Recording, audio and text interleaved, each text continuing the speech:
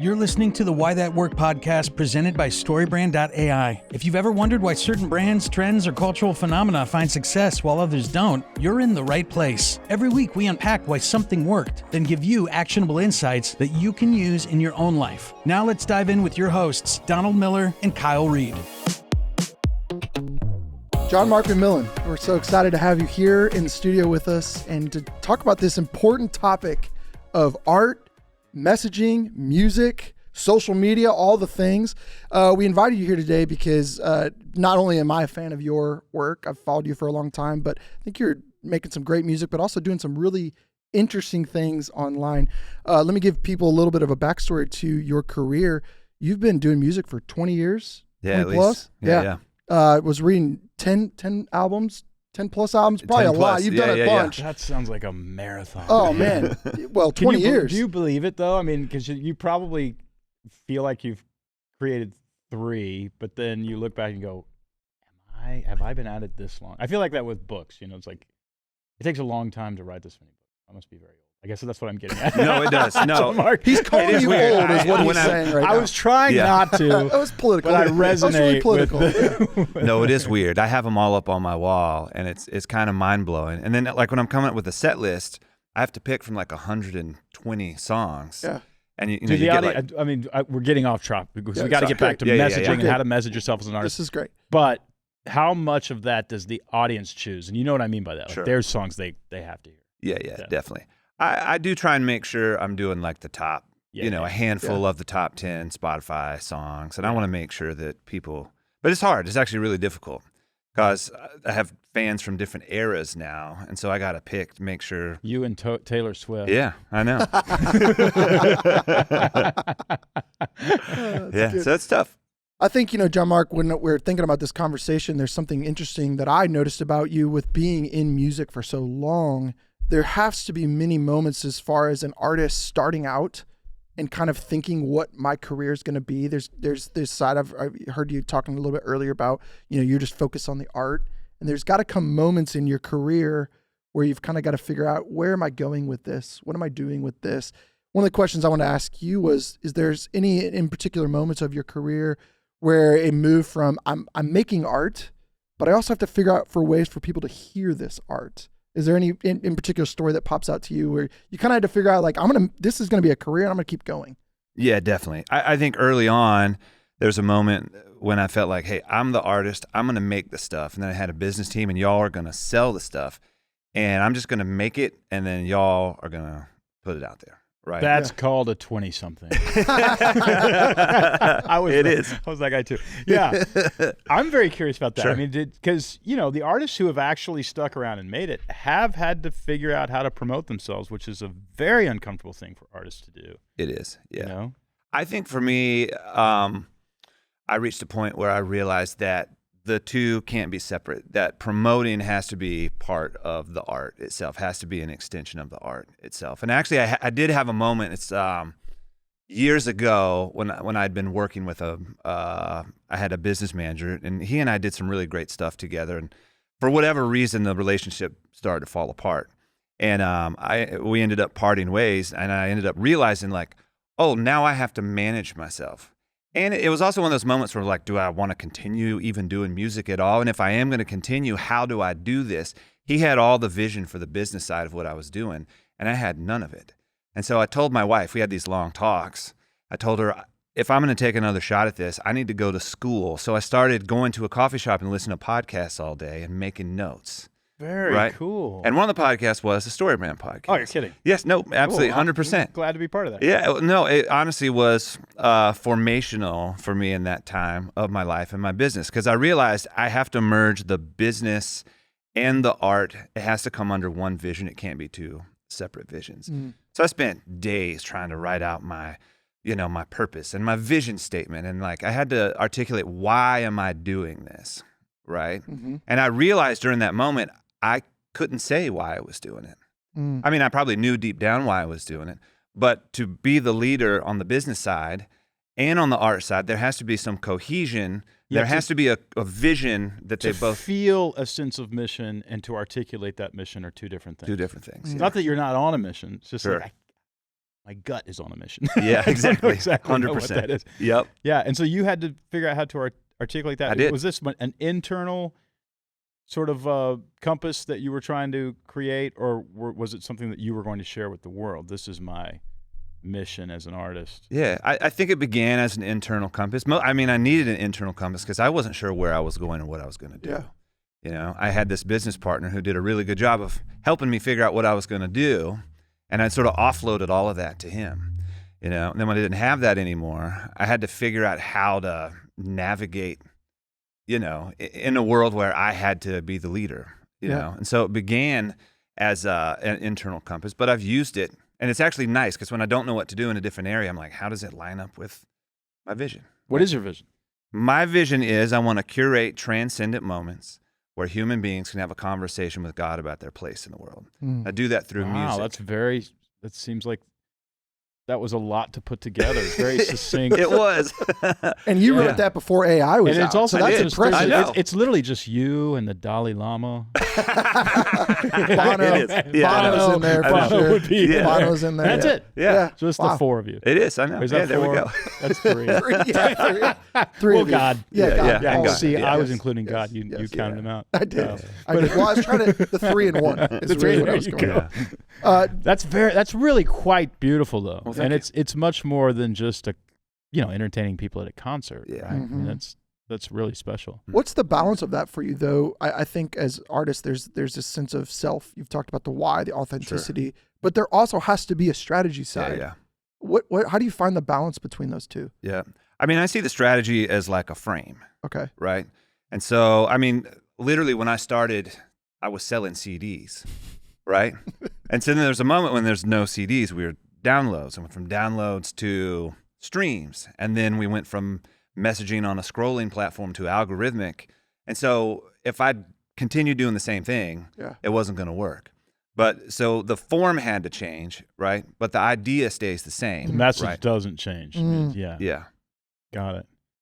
The most artists that I know, singer-songwriters here in Nashville, they really struggle with the business aspect of it. They don't want to promote themselves. It's very uncomfortable for them to do that. And honestly, artists are some of the hardest people that I've ever had to work with for that very reason. Well, for two reasons. One is they don't want to promote themselves. They want to show up and be the thing that was amazing without being promoted just because people talked about their music, which I completely understand that. The second thing is most products sell because they are a solution to a problem, right? I mean, dish soap sells because it cleans your dishes and, whatever. It's very hard. It's very hard to articulate what problem a good song solves because it's so internal, it's so emotional, it's so dependent on so many things that are very, that are difficult to put your finger on. And so that's the other reason. You can't just say, hey, are your ears itching for something new? John Mark McMillan's got a new album out. It doesn't really work that way. It's like, no, you just listen to a song. I'm convinced you listen to a song that releases dopamine, and it's actually an addiction business. All right. It's actually, it really is. Yeah. I mean, there was a time when I was listening to so much Sturgill Simpson that I was sick of him, but I couldn't stop listening. I would still get in my car and go, okay, we got to hear this again. Yeah. Because it's it is a bit of a habit-forming thing. Yeah. I tend to think that music is, and there's probably a million different reasons people listen to music. I kind of think of music as like the way we practice not being alone in the world, right? Like when you go into a retail store, they're playing music. You go into a restaurant, they're playing music. And you go to a bar, and when they want you to leave, they turn the music off. Yeah.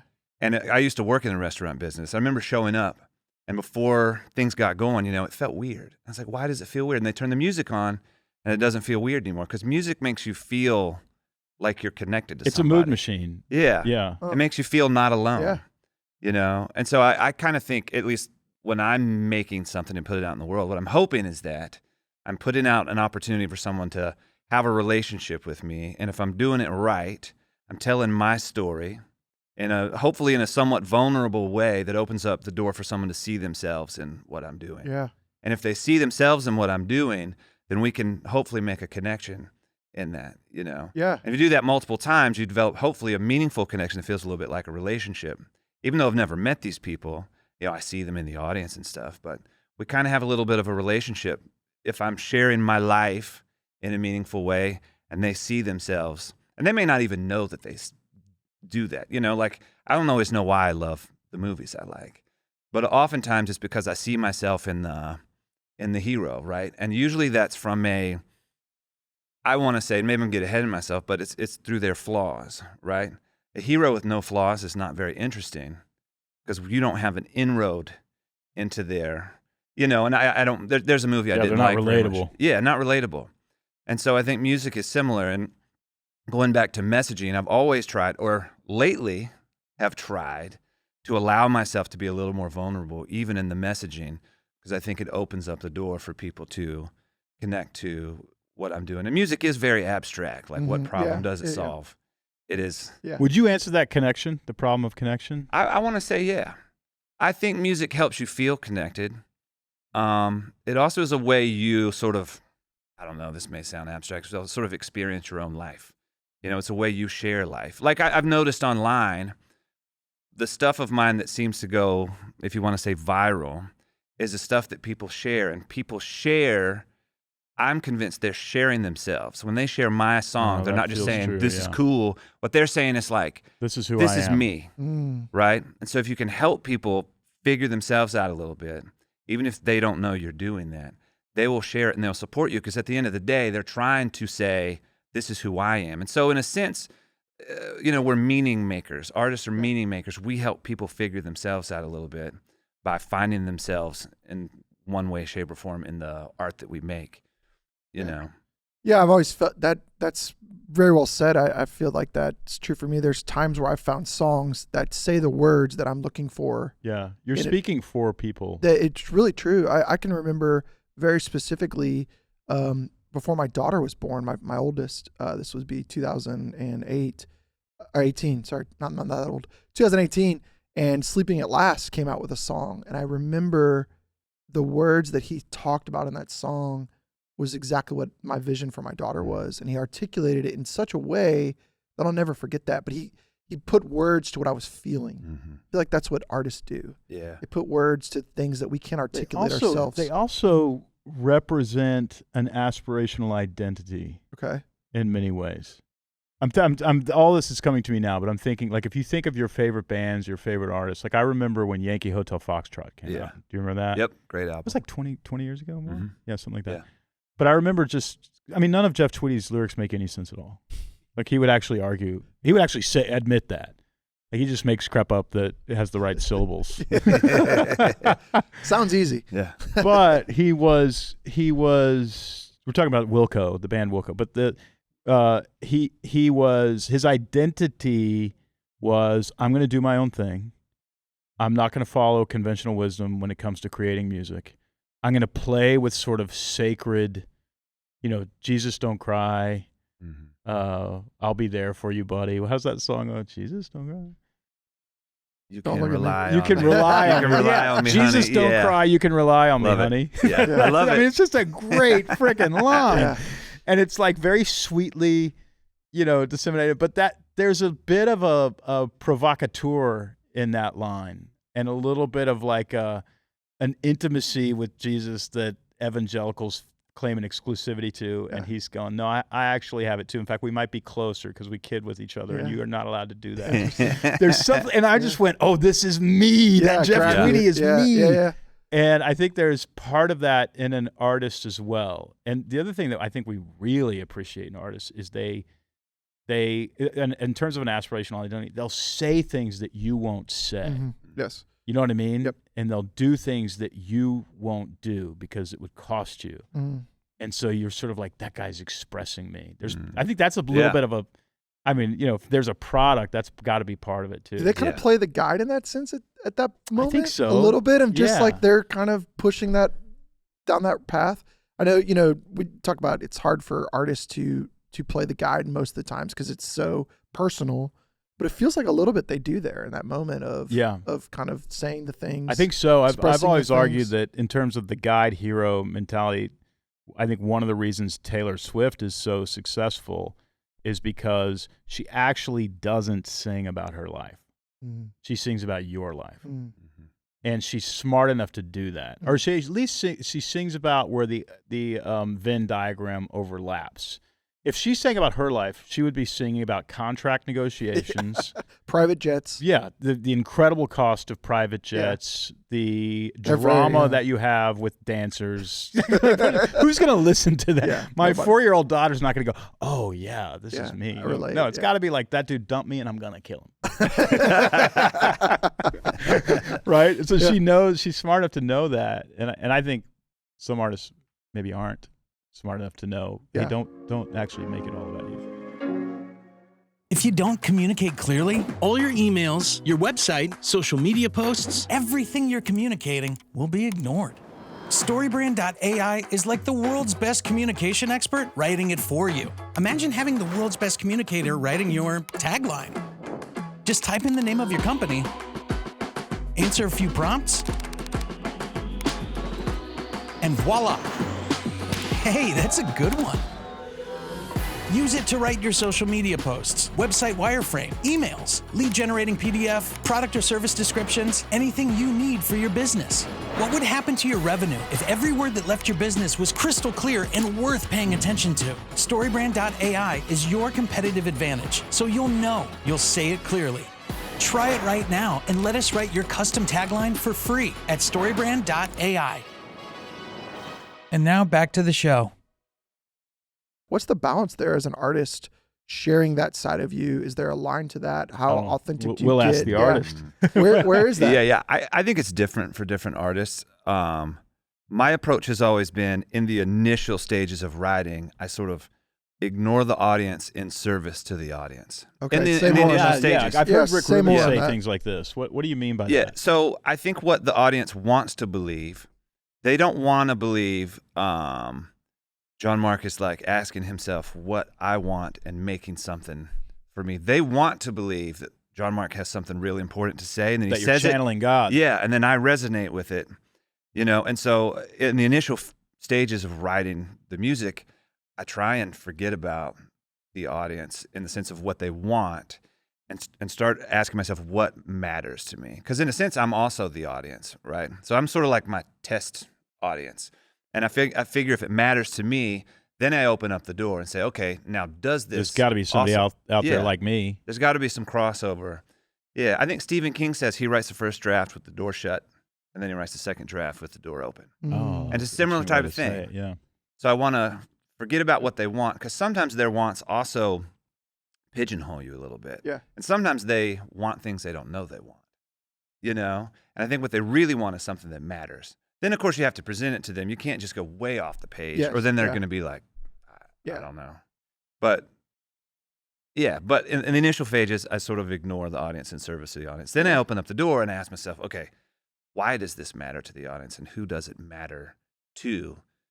And then you're sort of in a different phase, which now I'm very much interested in how does this serve the audience. Kind of the tactics, marketing side. We talk a lot about having messaging campaigns. And I love the way you broke that down, because I think my brain always goes to the tactics marketing.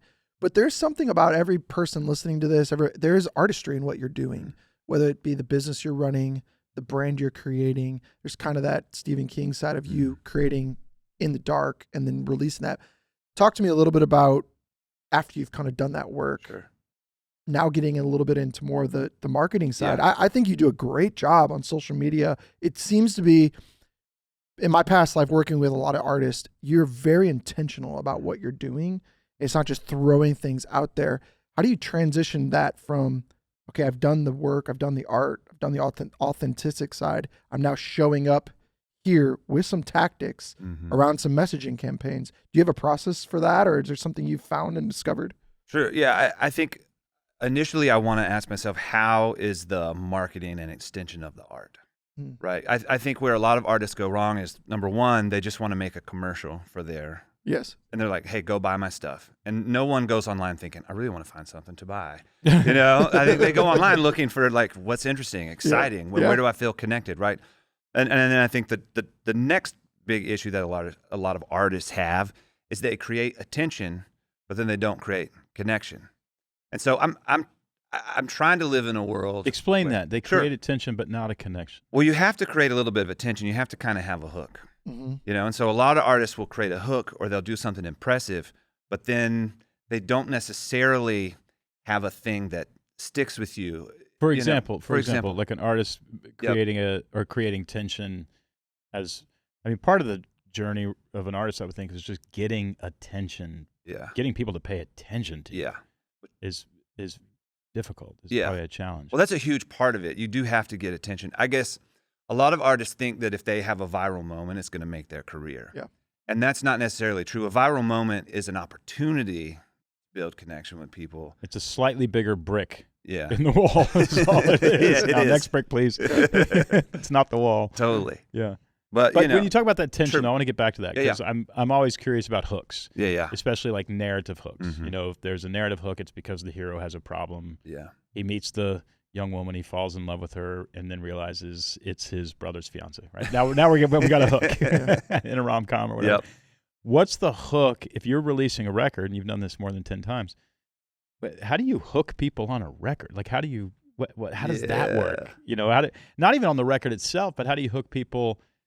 You know, sort of intellectually, so that they'll even listen to the record and hear the actual musical hook, which I imagine is something different. Sure. Is there anything you've ever thought about in that sense that, you know, that you could use? Yeah, totally. Well, it's changed a lot over the years. I think in this past season, I've tried to have conversation that goes along with the album. So it's not just me saying, hey, come listen to my record. Like, I'm telling stories. The new album really, in a lot of ways, reaches back into my past, and it's sort of about me sort of embracing all of my spiritual journey, even things that maybe I'm embarrassed of, or being like a kid in church, or, you know. And so I'm telling some of those stories, and I'm doing it in ways that doesn't make me, I don't think it makes me look bad, but it doesn't make me look awesome or impressive.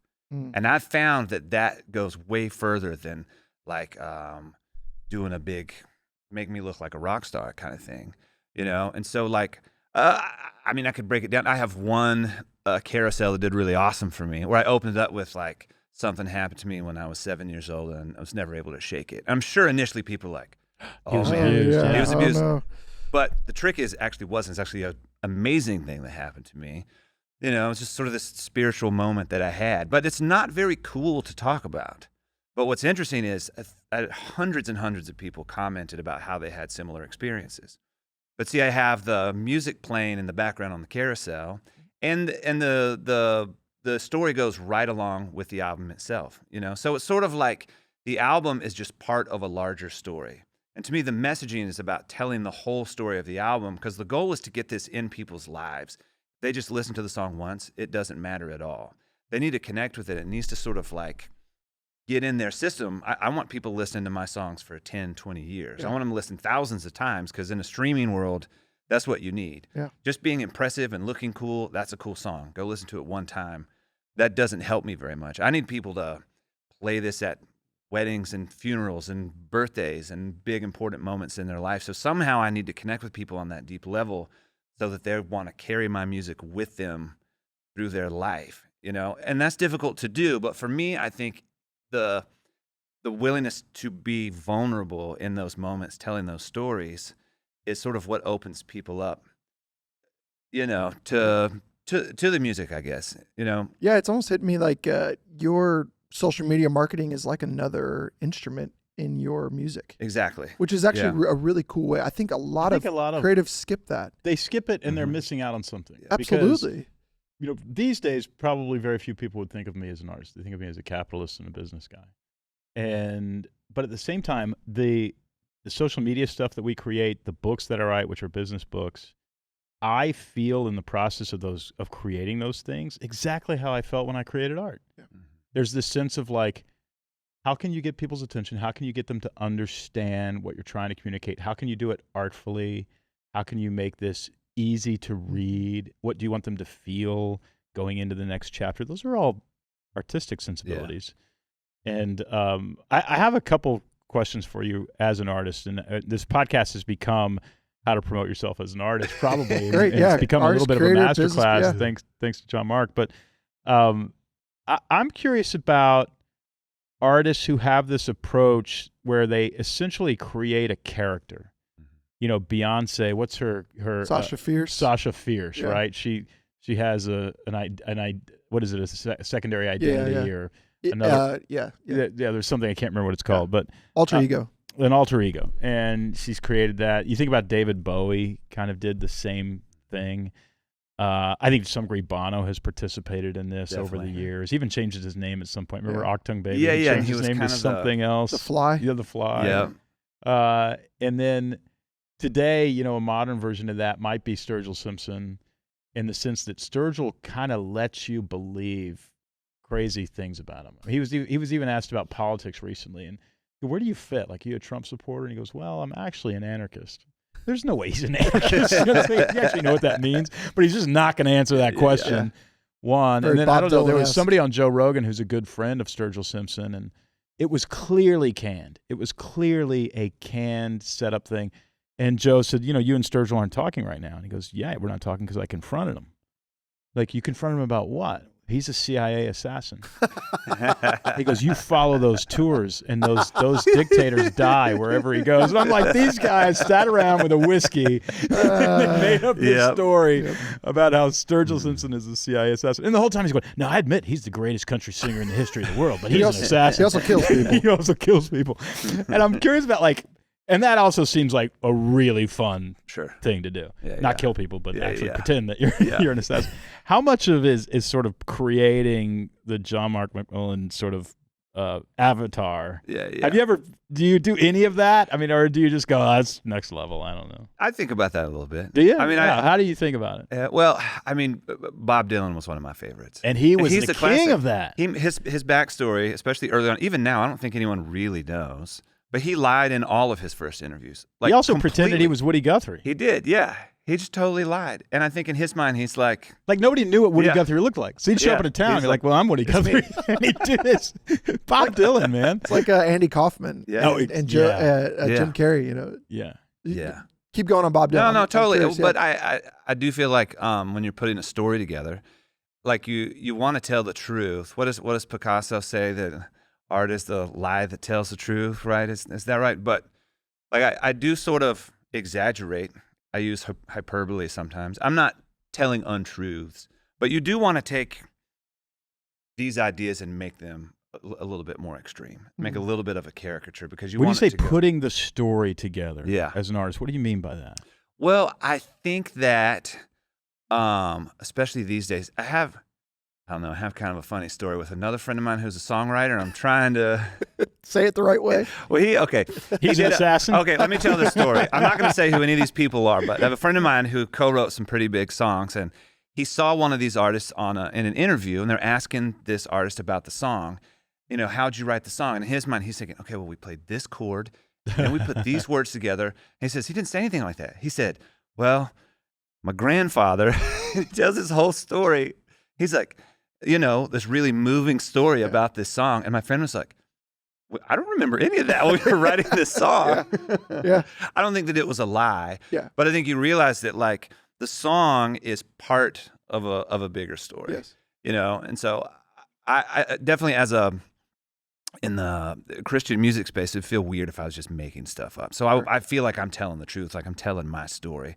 But I definitely am thinking about how it lands, and I'm thinking about what has happened in my life that I can share with other people that's going to make an inroad for this music, how the music becomes a part of this bigger story, you know? So I definitely think about that. I don't think that it would be a little bit weird as a Christian artist if it just came out that I was just totally made all this stuff up. You know? So most of it is true. Most of it is true. Figure out the part that's not. We'll figure that out.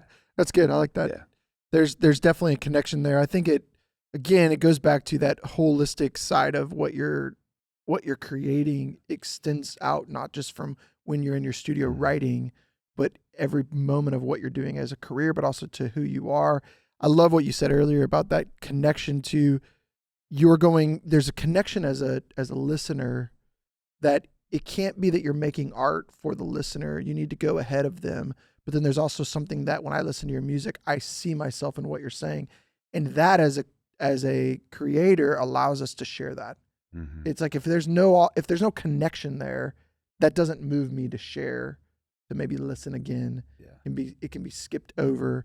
And I think it's a really important part, not just for artists, but just as business owners. There's something authentic there that There we need is, to have. yeah, I think so, and I think it's necessary. It's mandatory for an artist to do this. I'm curious about how comfortable are you? Let's just say this, because like the thing is, you got to be pretty darn comfortable, and maybe even narcissistic or arrogant to say, I'm gonna take all these people who don't seem to have an identity and just give them mine.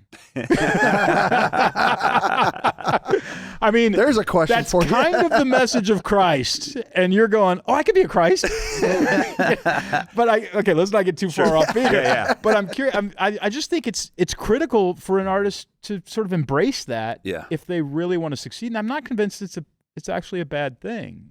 You know, have you strategically gone about that in any way? Are there John Mark McMillan heads? You know, do you cultivate them? I really do like to think of them as, like my friends, like and early on, I wouldn't even do photographs. I'm like, I'm not going to do pictures. I'm not going to do videos. No one's going to see me. And then I realized if I didn't do it, other people were going to do it for me, and it wasn't going to be good. So then I started doing the stuff and started sort of creating a little bit of an identity.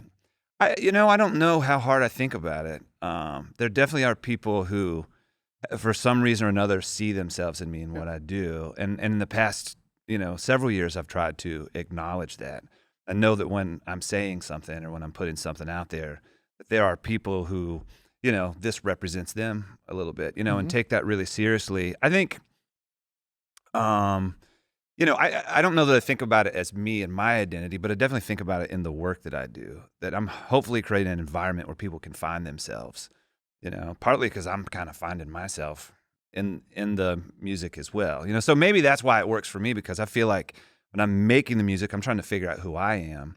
Then I share this with other people, and then they can sort of figure out who they are by the way they feel when they hear the music and where our sort of stories overlap a little bit. But you talked about not wanting pictures of yourself, things like that. I mean, those feel like characteristics of a young artist. Yeah, definitely. And there's definitely an evolution. I remember people used to come up to me at a grocery store or whatever and just say, "Hey man, don't want to bother you, but I really love your book." And I would be very bothered by that. I would be like, I'm in the grocery store right now, man. I'm trying to buy ice cream. And I'm so embarrassed about that now, because today it's like, man, thank you. Like, tell me where, like what resonated or whatever. And, and it's actually, I feel like I've met a friend or somebody. I feel like we're on the second interaction rather than the first, it's about like that. But to me, that's the difference between sort of being an amateur and going pro. Being an amateur is it's all about me, and going pro is it's actually about us. And it's about the fact that we've connected, and you kind of have to get over your insecurities and narcissistic characteristics to get to that second place, which is really what we want from the artists that we like. Yes. Because they're kind of going, hey, we're a we. Yes. I'm in the same tribe that you're in, and you're kind of the leader of that tribe, and you want the leader to turn around and go, welcome, man. Yeah, like I've like, there's one more of us. Come on. Yeah. Yep. I think you've done such a good job with that. It sounds John like Mark. you have. I wonder if you've had a similar journey, because you said the thing about I don't want my picture taken earlier. It seems like maybe there's a similar journey there. Yep, 100%. I was really uncomfortable early on when people would come up to me and they just wanted uncomfortable with the idea of fame. Yeah, I didn't like it at all. Well, for a million reasons. One is I was very insecure. I'm like, I don't want all these people looking at me. Did you feel like they thought you were something that you weren't? Well, there was that as well, yeah. I think over time, over the past 25 years, I realized when they come up to me, they're not really coming up to me. Yeah, they're saying, like, this mattered in my life, and they want a way to express. The same way I want to make the music and express it, they want to express that they've had this experience. So they're coming up to me. They're really not lifting me up. What they're really saying is like, thank you, and really I think they're thanking God, and I'm saying, on behalf of God, you're welcome. But I say that I don't mean that in a narcissistic way. Like, I'm not standing in the place of God, but what I'm saying is they've obviously had this amazing experience, and my name happened to be attached to it. And someone needs to say, you're welcome, and I see you. Yep. You know, and when they come up to me, it's not about me at all. And I guess that's early on, it bothered me that it was about me. And now I'm realizing it was never about me anyway. I'm just sort of like the custodian, the curator, you know, and when they come, they thank me. My gratitude towards them is really, hopefully, I'm, you know, just acknowledging and validating them and their experience. But it was never about me to begin with. You know? Let's go Sure. a direction here real quick. When you create a song and it is a message that you are disseminating, a lot of people, there's a little debate amongst artists whether or not you are channeling your subconscious when you're in the flow, or you're channeling God, or you're channeling the collective consciousness of mankind, or whatever that is. Who knows what it is? Is that true for you? Is that where you write good songs? And then second, is there a process that you perform to get into that state of mind? Do you resonate with that at all? Yeah, totally. Definitely. I think in the early stages, I'm always looking for a feeling. I think you want everything to hit people on multiple levels, and music especially, you want it to hit them on the feeling level. And so at first I'm just looking for a feeling, but then I start to ask myself, why am I feeling this feeling? And start looking for words to sort of define it. Then with a good song, there is a point when I'm able to say, okay, this song seems to be about this. We're going to make it about that. But early on, a lot of times I'm just kind of figuring it out. And maybe it is coming from a subconscious place. But I think people are more subconscious than conscious. And if hopefully I can hit people on the conscious and subconscious level. Like classical music, why is it so powerful? No words, but some of the most powerful music in the world is has no words. Because somehow the notes create a feeling, and when you play them, hopefully other people feel that feeling, you know. And so it all begins with the feeling for me. But there is a point where you're like, I think the song needs to be about something, and it probably always was about something. But for me, and they're You're trying different to types figure of out writers. what it's about. Yeah. Yep. I do know some writers who write. They're like, I got this good idea. I want to write that. And I've done that before. And some people are good at it. For me, though, it usually starts. It's more like a mystery. Like I have this feeling. It feels weird. These chords make me feel this way. Why do I feel this way, and what do I want to attach this feeling to, right? And so I start writing. It feels weird. It feels weird to say it out loud, but it begins that way. Yeah. You know? Yeah. Then at a point, I do have to sort of define what it is. Otherwise, it sort of stays in that kind of realm. But there's a song can, I think, articulate a feeling and create a feeling unlike pretty much any other piece of art. I mean, maybe a film, but a film's going to have music at that Yeah, they need music to get there, yeah. Yeah, they are. Yeah. And I wonder how many artists have created something. I remember hearing a story about Lyle Lovett. He was asleep when he wrote If I Had a Boat. And he woke up and finished it, grabbed his guitar and finished it, but he was dreaming it. And you know the song I'm talking about? yeah. If I had a boat, I'd go out on the ocean. If I had a pony, I'd ride him on my boat, and we could all together go out on the ocean, me upon my pony on my boat. It's a song about it's a song about being tired of women. And he couldn't have known that when he started writing it. Yeah. But it's basically a song that says, this is too painful. I'm just going to go be alone. I'm only going to trust the things that I control, which is a boat and a pony on the boat. Yep. I mean, who would have? Yeah. You can't. That does not come from a linear conscious mind, and yet it articulates a feeling and that probably all men have had after a breakup or something like that, right? And I wonder if there's times when how is the relationship between creating that message? What is it like to have to create that message and deal with control versus surrender? Because control is I'm going to say something, and surrender is somebody is saying something to me, and I'm trying to figure out what it is, and I'm trying to get it down through music. But I don't know what it is yet. And if I try to control it, we're going to break this frickin' thing. You know what I mean? Is that part of the process for you? Yeah, 100%. When I was really young, when I first started writing songs, I wrote songs and people didn't care much about the songs that I wrote. And then there was a year where I had an experience where the songs that I wrote, people cared about, right? They were resonating. They were resonating. And I wasn't a better songwriter that 1 year from the other. But later on, I look back and I realized what happened is I went through a breakup, really painful breakup. I didn't have a job. I paid someone to haul my car away. But I did have a place to live with my buddy. We had moved into his grandmother's place because she was old, moved into assisted living, and she wanted us to make sure her house was taken care of. So I was living there for free, but didn't have a relationship, didn't have a job, didn't have a car. So I would stay up all night and sing songs. And what's interesting is at that moment, I wasn't writing songs for anybody. I was just writing songs because it was the only thing to do. And what's so funny is people loved those songs. Really? They didn't like the songs I wrote before. Why do you think that? Why? What were they resonating with that they weren't resonating with before? I think because I was trying to write songs that people would like before. I was controlling the process. Yeah. And when I wrote those songs late at night, there was no audience. There's just me, God, and there's this speed hump where cars late at night would hit it too fast, I would just sit out there and I'd write songs that made me feel something.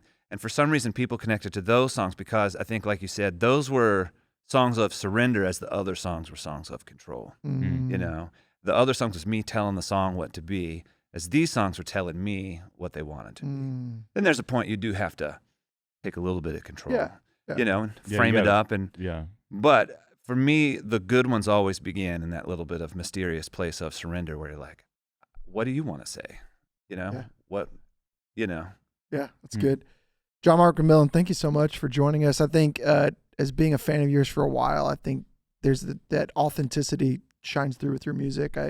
There's been times I've messaged you about just a good song and you write back. I think that comes through with your music as far as a genuine you care. And so I think that's something about your music that I love, and I appreciate that you show up, you make the art, you share it with us. And then you engage. And so we talked about how he engages on Instagram. What's your handle on Instagram? It's John Mark McMillan. Okay. Easy. And then what's your latest record? Cosmic Supreme. Yeah, and you're paused on tour for the summer, but in the fall, people can go find at johnmarkmcmillan.com. Go see John Mark if he's coming to your city, or go on Instagram. Check him out there. Thanks for joining us. Appreciate it. Yeah, thank you. Thanks for listening to the Why That Worked podcast presented by Storybrandai. If you like the show, follow wherever you get your podcasts. And if you're enjoying this on YouTube, hit that subscribe button and leave a comment letting us know what you think and what you want the guys to talk about in a future episode. Curious about how Storybrandai can help you create clear, effective messaging? Well, you can try it out right now and create a free customized tagline for your business. Just go to Storybrandai. Thanks for listening, and we'll see you next time.